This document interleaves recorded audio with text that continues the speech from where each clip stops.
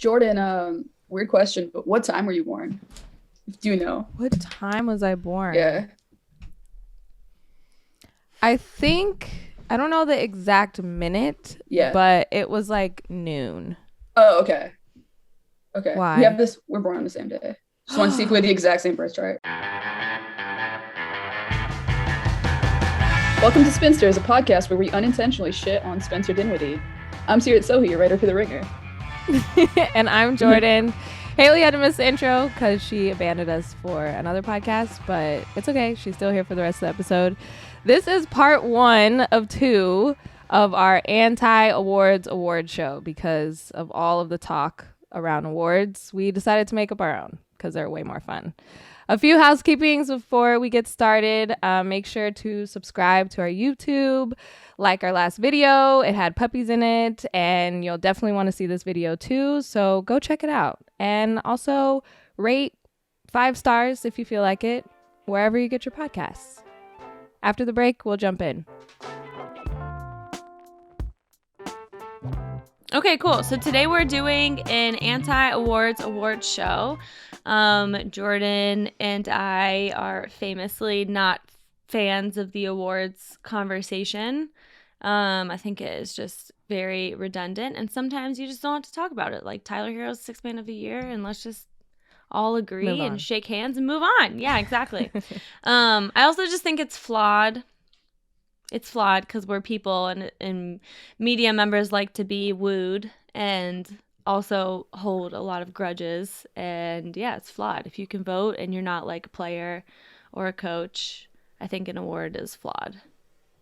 We don't know as much as they do, and we never will, about basketball. And other things, I would say I probably know more. Yeah, that's fair. Selective things. I don't have a list on me right now, but I'm sure that there are things I know more about. Right? Yeah. Yeah. Plants is one of them. I genuinely can't think. Mm-hmm. Yeah, I would assume plants. Mm-hmm. But not all. I mean, I could see some players being into plants. I bet Popovich has a lot of plants. I think under it all, he's a gentle man who appreciates life in general. I can see that. I can see him having like a specialized like spritzer for all his plants, like a really high tech one. Yeah. That totally. I could see See, that. I see him watering his own plants. I feel like that's why he would want to do it. Mm-hmm. He just has the patience to really, he's like a farmer's patience. Yeah. He was probably a farmer in another life. Mm-hmm. Yeah, completely. Yeah, so anyway, so we're going to do some awards that are not technically yet in the NBA's awards, but probably will be soon as we all progress. So we're going to have producer Harry read these categories. We can discuss. I'm curious if any of these will end up in consensus. I am too. Yeah. I have my ideas. I kind of went with like, first thing that comes to your head when you think of these. I did too. That was There are a couple I investigated, and I'll get into those, but most of them I was, sometimes your gut is correct. Mm-hmm. This is the other thing I'll say annoys me a little bit about awards is that I think there has to be an even amount of checking between your gut and do the stats actually back it up. But sometimes your gut should be listened to more. Sometimes because of your bias, I guess the stats should be listened to more. Here, I use my gut. Mm-hmm. Mm-hmm. Same. I'm excited. This is going to be fun. Yeah. This is very anti-media. I'm here for it. We're rebelling. Rock hard. Okay, Harry, kick us off, and you don't have to go in order. Cool. You don't want to. I'm actually also going to go with my gut in terms of order. And with that being said, let's start with the kind of something Spencer's been tracking all year. I would say the IPOTY, the Ickiest Player of the Year. Right. This is probably the one that could end in consensus, I'll say, if any of them are going to. Mm-hmm. My gut, and he does fall into other awards for me, it's Ennis Freedom. First of all, just politics don't make sense. Probably that's 1A, 1B, the Celtics. You know, like, you got to think, like, if you ever spend time with the Celtics, you're kind of subconsciously climbing that ick factor for me. There are exceptions. Of course there are exceptions. Marcus Smart has never been an ick for me in my life. Anyway, back to Innis Freedom. If you have a direct line to Tucker Carlson, ick. Automatically. Ick. Yeah. Automatically. Yeah, I agree with that. That is a consensus one. Yes. Everyone? Yeah, that's a great that one. Tracks. I had somebody else. Yeah. Oh, Harry. Yeah. Contrarian, a little bit. But I did, I didn't even consider him, but he's a good pick. So here's a little anecdote. When I was in high school and I would get a very tight buzz cut, I would come home and my mom would be like, she would always say, that makes my tummy hurt. Like how tight, how like short the hair that I would get was. And she was like, Harry, you're giving me all right. Right. I was sort of totally. Start checking your internet history. And I that's what I think of with icks, like who watching kind of just like makes me queasy. And for me, 100% every time I watched him, Russell Westbrook made me just feel really unsettled. Like the whole thing, a little bit of second embarrassment, a little bit of frustration, a little bit of just the every Westbrook thing, left me feeling icky. So he's my nominee. I feel like that is almost Frank Vogel giving you the ick because they just never put him in the position. Yeah, it's not like he's been the most annoying player to watch in the NBA for his entire career. But for this season though, I feel you, Harry, because you're just like, after he misses a shot, you're like, I know everybody's gonna talk about this. Right. Like, that's the secondhand embarrassment part I totally get, because you're like, I want you to do well so bad so people don't say mean things to you today.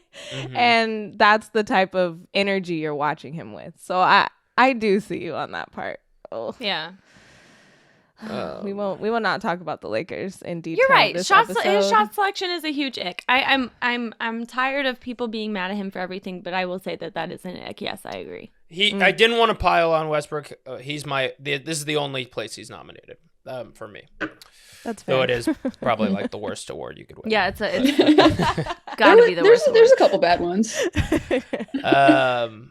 Okay, let's go to player who you'd most want to be your Uber liaison. So just in case there's any confusion, what I mean by this is your friend group. Confused. Okay, so this is good because we can get your actual gut reaction. So it's a friend group, right? We're all going out. We get in the Uber. Someone sits in the front.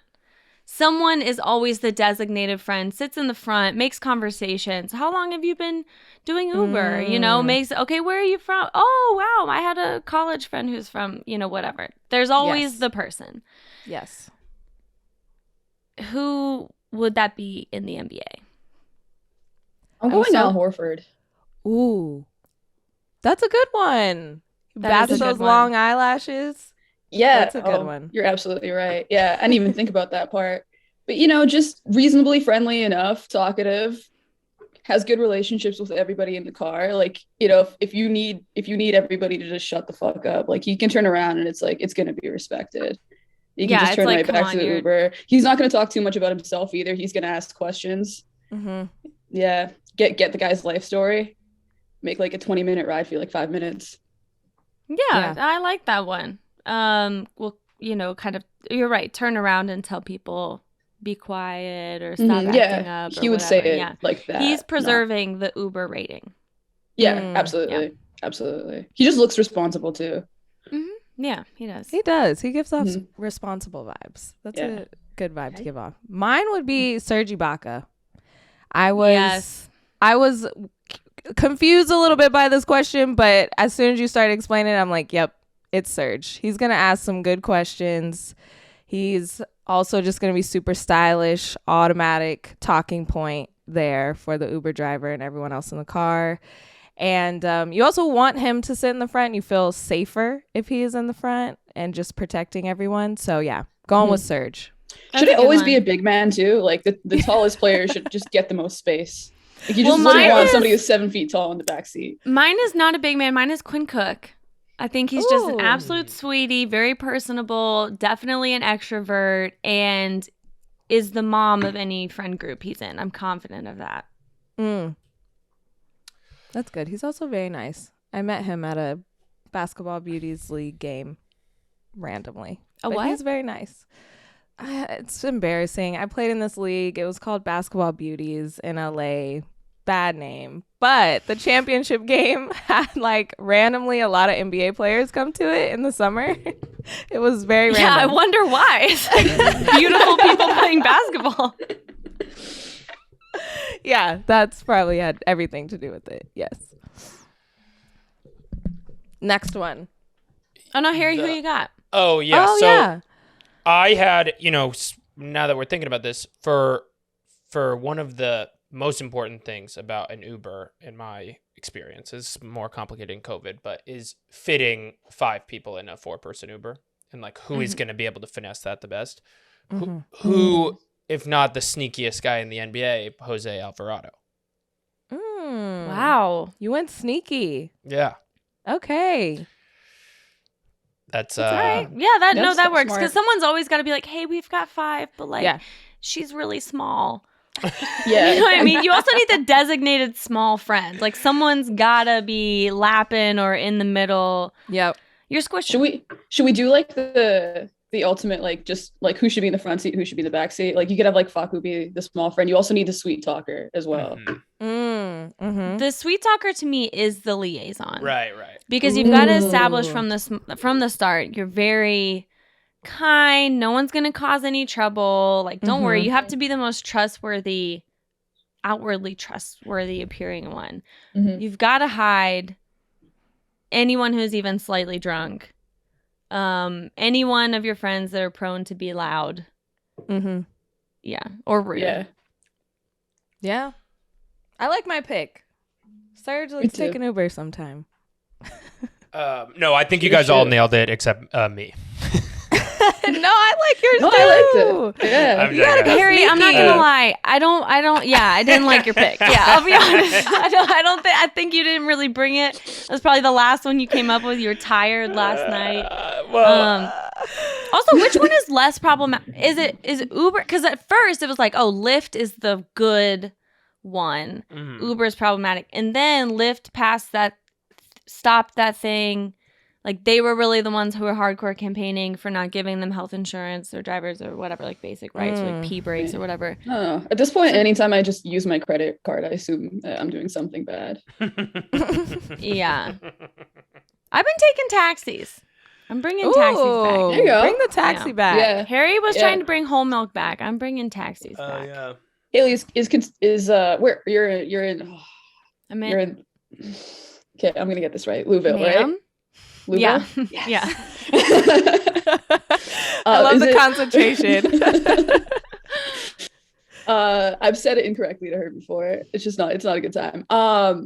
Is it a big Uber / Lyft place, or do you find yourself having to take taxis? No, there's no taxis here. Oh, okay. Maybe if I go back from the airport, but no, I don't even know if there's a taxi line at the airport. I meant like I took a trip to Detroit, taxi from the airport. Same thing in New York. Because if you look at the prices and it's so high, you don't have to worry about that surge with the taxis. So it's not even like I'm not being ethical. I'm just I'm cheating. Yeah. Okay, let's go. The guy who plays the most basketball of the year. This was a good one. I did not take it. I mean, I think we could take it literally. I didn't check, is I guess what I'll say. This was just like every single time I've turned on this team, he's playing. I genuinely don't know that I've seen him on the bench for maybe like more than 5 minutes total the entire season. And that's Pascal Siakam. And not only is he always on the court, he's also everywhere on the court. Like, he is in every corner, and then he's on you. All of a sudden, it's transition. He's taken the ball from you. He's at the hoop. Just kidding. He dished it somewhere. Now he's at the corner waiting for a three. Like, he is everywhere, but he's also always in the game. And he's one of the people who I've noticed moves during timeouts. I don't know why this is like an observation of mine, but sometimes people are like I'm bobbing my head right now, or like walking. Oh, interesting. He's a mover. No. I also like to find out who has undiagnosed ADHD too. Yeah, restless leg syndrome, but everything. Yeah, just restless syndrome. Pass that. That's a good one. I was going with Jason Tatum because I think for multiple times in the season, you know, as a Lakers fan, I don't think about the Celtics in general, but it would just be like Jason Tatum, 50-point game, 40-point game, 30-point game, like randomly on my timeline multiple times throughout the season. So it's not only that he's playing a lot of basketball, but he's playing it at a very high level and constantly in the headlines, constantly everybody's talking about it. So that's just a person I'm like, I don't know if he missed any games. I don't know if he sat out once because I've only seen the positive and the multitude of scoring that he's done. So he erases time spent, out. mm-hmm. That's a good one. Mm-hmm, I'm with you. I went like completely the other direction, like took this more as like is he a basketball player or hooper type of thing, and just went with Kyrie.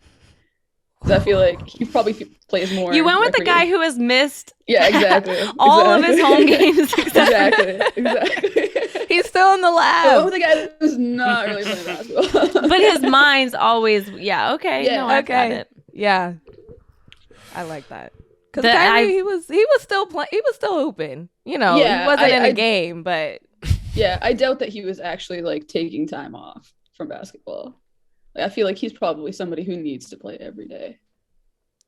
I bet he was. I think he pulled an Uncle Drew and was still playing like on New York courts on the days off, but he was still actually playing. What if he was secretly playing in the league? As somebody else know about it, yeah. Like went like really Uncle Drew on it. He would be on the Rockets. We should check we never found out about it. Yeah. I also want to know, like, how do NBA players disguise themselves when they just want to go play somewhere? When I used to go to the Hollywood LA Fitness, nightmare.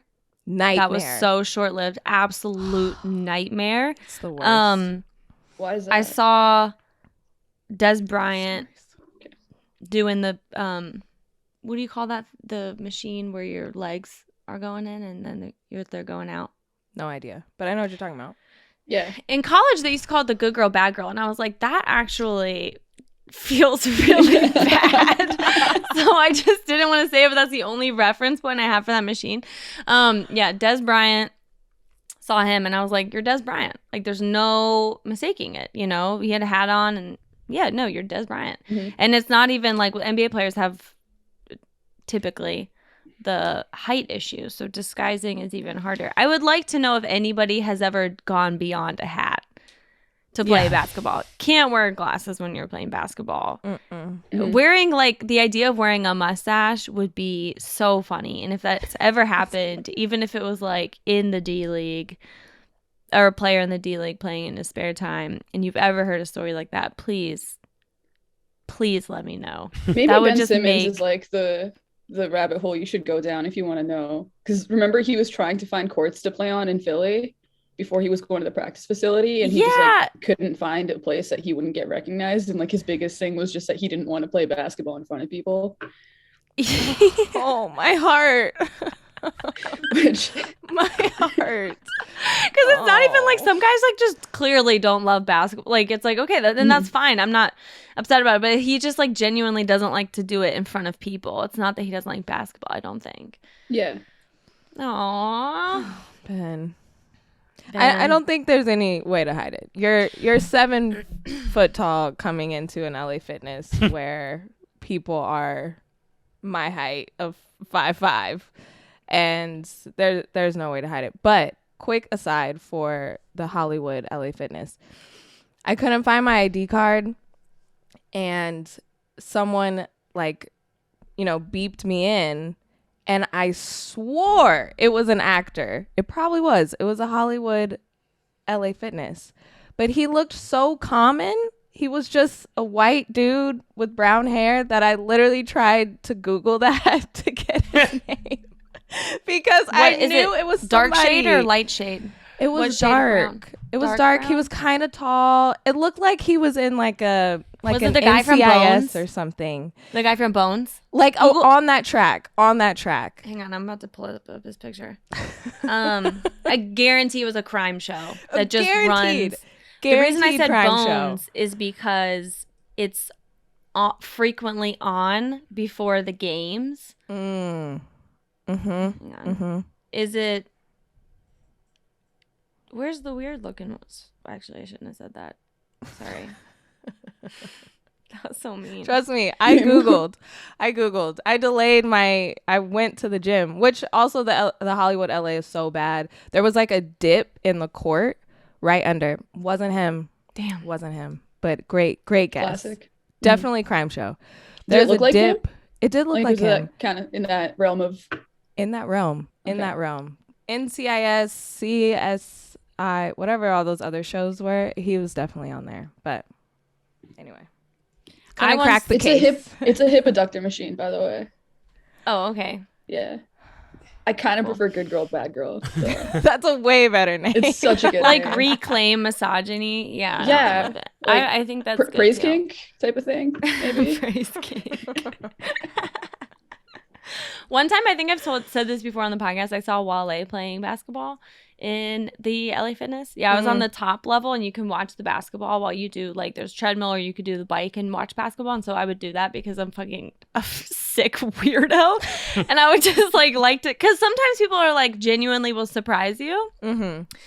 And sometimes people are really if bad. If people are just playing basketball, it's hard not to just look at it. I just want to watch it. Yeah. Yeah. Yeah. But sometimes they would look up and see me, obviously, watching. Yeah. So that was weird. Anyway, Wale fucking sucked. So. Oh man. Yeah. And one time I also saw him in a club in DC, and that I feel like is a more maybe familiar setting for a musician than a basketball court. And while he did not perform, I would say overall better performance there than on the LA Fitness basketball court in Hollywood. Okay, that's fair. I can take that. I still love you, Wale. Yeah. All right. Did everyone go? What was the category? guy who plays the most basketball.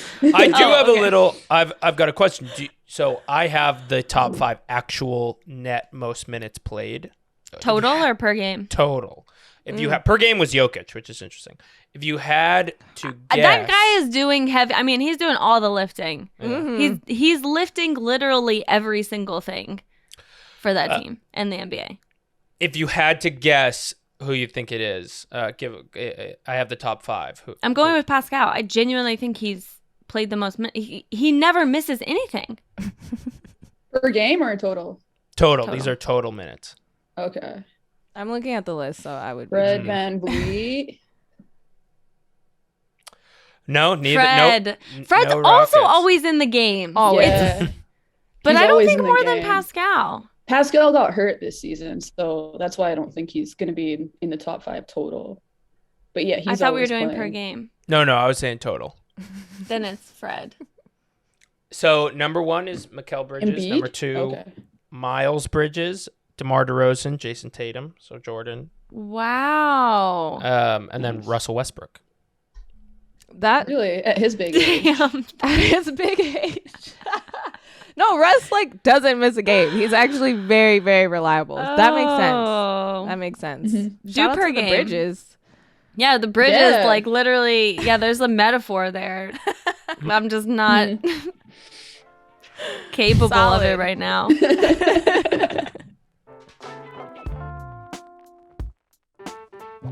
Okay, we're ready for the next award. Yes. Yes. Let's go. We just went positive. Let's go back to negative. Guy with the absolute worst vibe of the year. What? Mm-hmm. Guy with the absolute worst vibe. Oh, okay. I didn't have one for this. Oh, I got So I think my gut was also Ennis, but I thought be creative. You know, he maybe worst vibe is different than Ickiest because Ennis hasn't been as present as other NBA players. I mean, obviously he's not technically, I mean, he's floating around. He's not technically on a team right now. And so how can he affect a vibe? You know? Yeah. So I went with James Harden. Mm. James Harden, like, all of his exits feel wrong. He obviously had an exit this year. He, like, forced it, which is not a problem with me, except for the way he does things just feels a bit weird. And then he was like, the plan was to be in Philly all along. And I don't know, just something about it felt weird. And I'm not saying he shouldn't have been upset with Kyrie for not being vaccinated, but even with the Sixers, like a lot of forced step back threes, like a lot. And he's not doing that well, really, or as well as like a James Harden should be doing if you're going to trade for him. And there was a stat that I saw on Twitter. So it might be like a game or two old, but over 4 games, very recently, over a stretch of 4 games, he had as many turnovers as he did shots that he made. It was 16. Yeah. So the vibes 16 are just not, you can't make such a loud declaration and trade and then not perform. It just does not work like that if you're the one who pushed for it. Bad vibes. I really like that because it's also like, if you're going to look at it from a scientific perspective, he's been in many different places. So you can't just say like, well, maybe the team's vibe was bad. Like it's got to be him if he's just like kind of hopping around from place to place and the vibe continues to be bad. Right. Well, on the Ennis point though, I'd almost argue it's like, it's not that it's good vibes, but I think like realizing that you're not a good vibe right now and exiting the situation is probably the best thing you can do when you're in that space. So kudos to him, even though it's not necessarily voluntarily. He's doing it. He's we should call this the Dwight Howard Award. Oh yeah. He's like the king of this. Remember when he got waived from like 15 teams straight because everyone was like, we literally hate being in the locker room with him. Like, we just don't like you. Yeah. The Hawks were like, we fucking hate this dude. Well, that's why people are saying you have a reason. He was off the 75 list because they're like, we just don't really like you. We don't want you associated with the NBA really that much. One of the things historically the Isaiah Thomas Award. With a 2, not a second A Isaiah, older Isaiah. Like the Pistons. Original Isaiah, yes.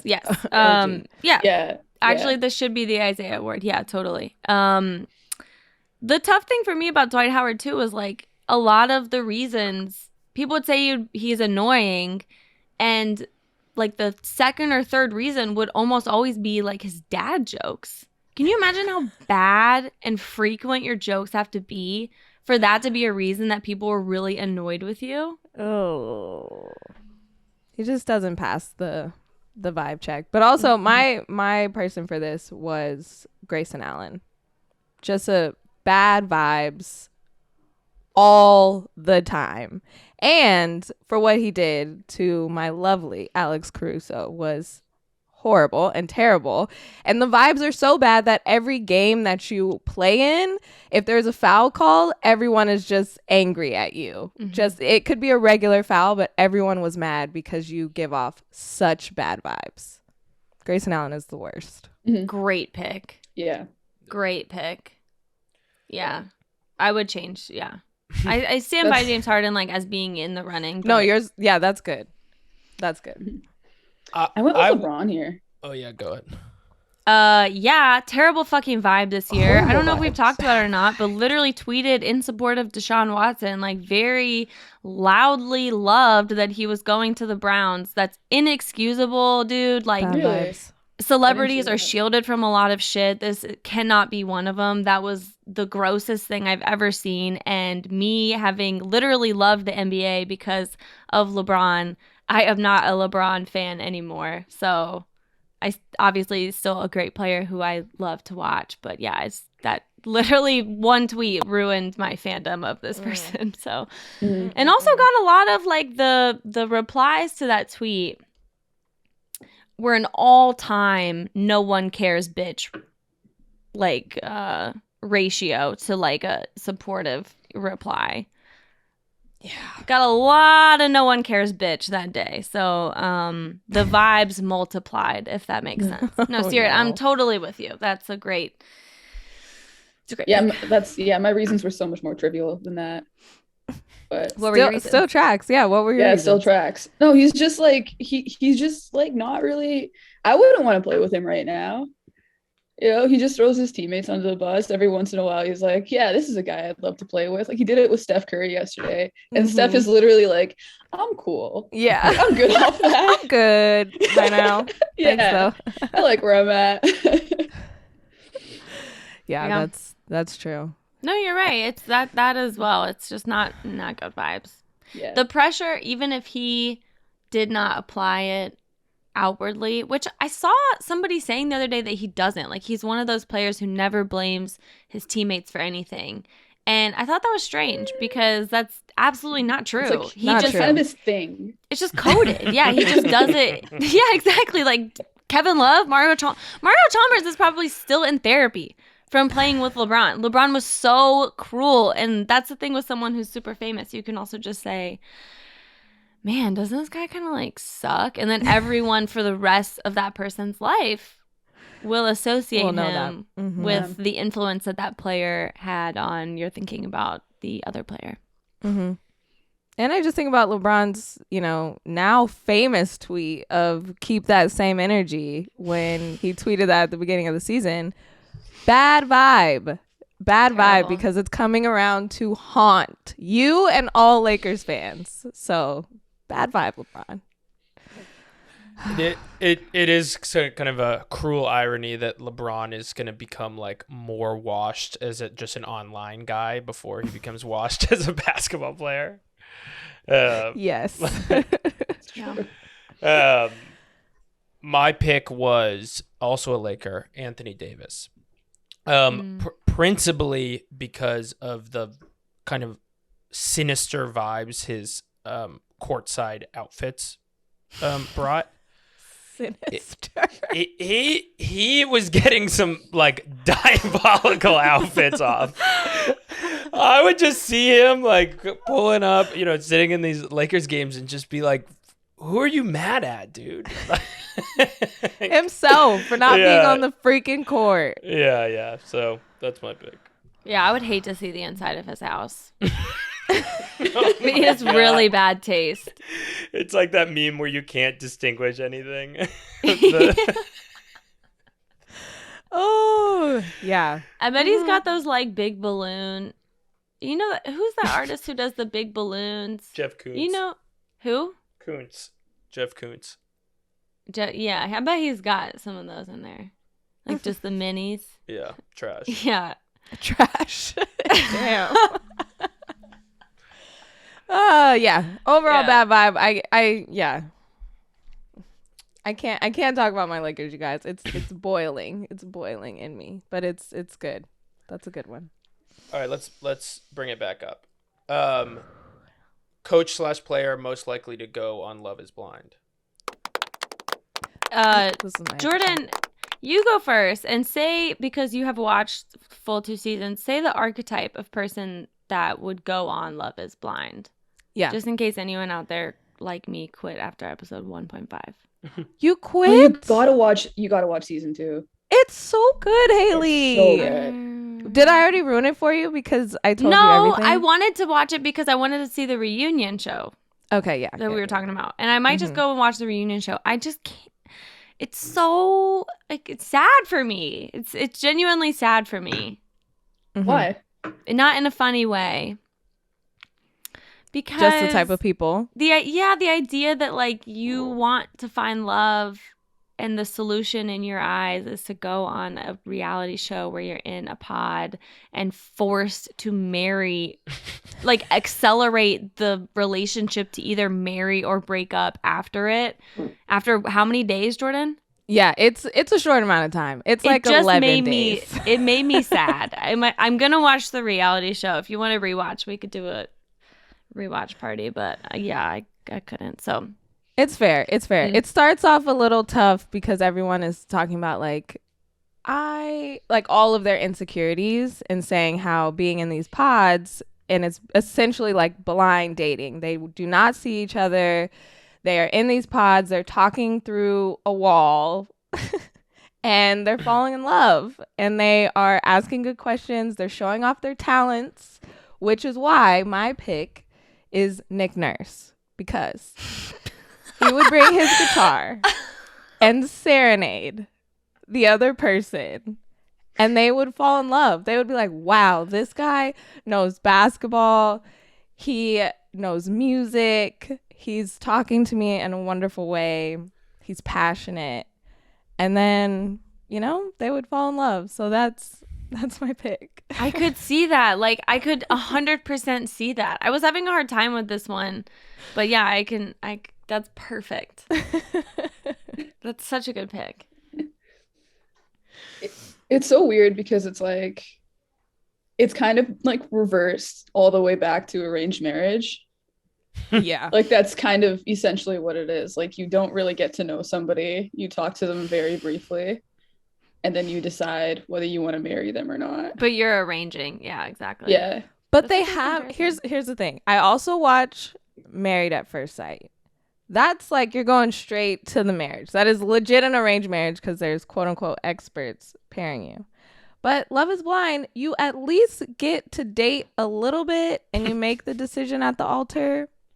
I'm definitely justifying how much I love this show, but okay, but it's so good though. Like I don't know. I really feel like if I didn't have like the last month and a half of like doing discourse about Shake with my friends, like it just would have been a worse month. It was really fun. I feel like I learned a lot about men. Milton? No, there's a character on season 2 of Love is Blind, who kind of just goes against like he's like the villain of the show essentially. And he's like this Indian guy who's never dated an Indian girl, and he matches with like the Indian girl who's also never dated an Indian guy, and like it was so interesting. Like there's like, is it as a rule or just it's happened? I think it just hasn't happened, but like these things don't just not happen. It's I mean, you could grow up in a situation where you don't like see a lot of people your own race, I think, but I don't know. Yeah. Haley, you probably got as far as him. They're in their early 30s. I feel like, and like he lived in LA. I just like there's definitely opportunity. It was really interesting. Very interesting. And Haley, you probably got as far as him asking if they were at a music festival, could he put them on his shoulders? I saw that clip online. I know who you're talking about. That's the guy. After Seerat went into it a little bit. Yeah, I've seen multiple clips from him being just absolutely a piece of shit. I saw in the reunion him being like, the only person I find attractive in this room is Nick Lachey's wife. Yes. Okay. Bold. Like, on so many levels, just weird behavior. Weird. Bad vibes. Shake. She's married. Okay. You are then calling everyone else in that room unattractive. Also, there are like camera people, there's like other people on set. And to say someone is attractive is very baseline. You're not saying, Well, and that's all yeah. Well, I could go on, but I do need that clip of Haley saying, Milton? I just need that clipped out. That was perfect. I just don't know that many Shake. I know that's named Shake in popular culture. Yeah, that's hilarious. Oh, that was so good. Okay. He anglicized his name, which on its face, nothing wrong with that. But he's kind of painting a picture. Not were the women that he dated white? Yes. Yeah, they were white. Yeah, it was just a guess. Yeah, they were all white. Yes. He said he described it as like he came from India and he saw like girls with blonde hair and blue eyes, and he was like, whoa. Literally word for word. Specifying the blue eyes like went from Like, you probably have mommy issues. Like, like, you really should not say that out loud. Okay, spin-off episode where we just talk about Love is Blind. But that was my I'm here only for it. contribution to this, my one question. So I'm happy we got to talk about it. Nick Nurse is great. Mine was Boban.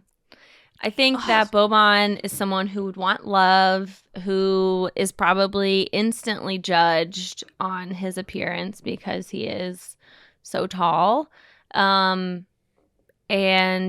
would be into the idea of finding love without appearance being involved. Yeah. And I think he would enjoy getting to know many people. He's very adorable. Mm-hmm. That's a great one. I have him for something else, but I love him so much. Me too. I went with Rick Carlisle for this one. This was my runner-up. Please tell me why. Why did What? Okay, really? Yes! Okay. Yes. So first off, I think that he would like the premise of the show. There's like a bit of like a no nonsense vibe to it. Like, we're not going to see each other. We're just going to have conversations, and they're not going to be too long. He's also like, I think a show like that can lend itself to a personality type that's a little bit more gruff and like a little bit more, not necessarily going to get out of their shell right away. I feel like if he's not face to face with somebody, he might actually open up a little bit more. Somebody could actually get a chance to see like the real Rick Carlisle, and maybe that's secretly like what he actually wants. Yeah. Jordan, what was your reason? Yeah, mine was for a completely different reason. Mine was because everyone always thinks he looks like Jim Carrey. So behind the wall, he doesn't have to face that right away. Yeah. Because immediately when you see him, you're like, oh my gosh, I used to have a crush on Jim Carrey. Let's date. But now he's like, get to know me and not see the celeb. Who used to have a crush on, who's ever had a crush on Jim Carrey? I don't know a single. What? Someone is watching Liar Liar right now like, wow, that's my guy. There's a good match joke here. Hang on, I'm gonna look at him. I have no idea. I'm just saying that he can escape his celebrity doppelganger for a second and be able to get to know this guy, Jordan. This guy, people love this guy. They have do. crushes on Someone him. does. But I don't know that, like, I feel like Jim Carrey's appeal is that he makes you feel safe. Like, that face just looks... He doesn't make me feel safe. I don't like watching his movies because his expressions change too fast. It makes my... To borrow Harry's mom's phrase, it makes my stomach hurt. He honestly makes me so nervous. So you have a crush on Jim Carrey. He makes me... Are those butterflies? Yeah. I think that Rick Carlisle would be good on Love is Blind because Rick Carlisle seems like he's a dick, and there's a lot of jerks on that show, apparently. No offense to Jim Carrey. Rick Carlisle. Wow, even I'm mistaking that. No offense to Rick Carlisle. I think that's why he's been successful. Yeah. Let's ask Dennis Smith Jr. about Rick Carlisle's demeanor. I bet we'd get the truth. Yeah. What are you doing, Jordan? I'm sweating. It's because we've been talking about Jim Carrey. We should all take a break. Well, that's hard. Harry, did you have one? Yeah, it's a hard act to follow. I had Coach Bud, and my reasoning is really the second half of Love is Blind seasons are where they're all hanging out, and the idea they kind of like develop an attraction over time. And I was thinking about Coach Bud, and on the face, he doesn't strike me as a particularly handsome guy. But as I have been kind of thinking and watching him more, I am kind of like, he's got a certain je ne sais quoi about him. Like, I think in the right situation, he is a kind of an alluring and handsome guy, especially when he's got the beard going. So that's why I picked him. because he won a championship, he instantly became more attractive. Right. Yeah. He seems like a sweet guy. Seems like a really nice guy. He's got to stop doing these. You know, when he doesn't That's why it agree. works for him, though. Like, being behind. He always, the eyes get so big. Right. Yeah. Yeah, so it's like, yeah, are you a cat person or a dog person? And his whatever prospective mate says dog person. He's like, I could actually see that. I've also seen online the clips of the guy who's like Jordan, we were talking about him in Vegas. He's at first I was like, wow, this guy sucks. But apparently in the end he doesn't suck. He makes big eyes. He makes bud eyes. Yeah, he's like Yeah. And Shane is that's it. Yeah. We don't have to keep talking about Love is Blind. I could go on and on. We could, I though. could really We could,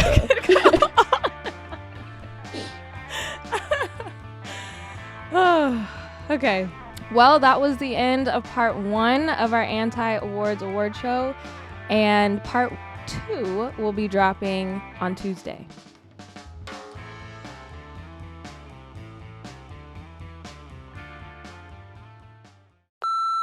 Yeah, it's Casey from Wakefield, Rhode Island. First time caller, long time listener. Cold as hell at you, but let me tell you right now, my Celtics are hotter than any other team right now. Watched the PowerPoint episode. Terrific studio. Haley's got to wind it back on the Rick Pitino talk. We'll talk about that later. But anyways, got me thinking about the Celtics. They're so lovable right now. Quite an ensemble. I think it could be a TV show, kind of like a Full House. You got Al Horford, he's the dad, straight character. Marcus, he's, the crazy neighbor. He's like the Joey. Jason and Jalen obviously is sticking together. And then Rob can be the baby. Defense breaks down, Rob dunks. Rob plays defense. It's great. That was a deuce. I don't know. But hope you enjoyed my presentation. And there's no Casey from Wakefield. It's just Cole in Vegas. Just thanking y'all for coming out. And for anyone who's listening and doesn't think I thought any of this out, I promise I have slides. Anyways, love y'all. And here's the outro. Girlies for life. Bye.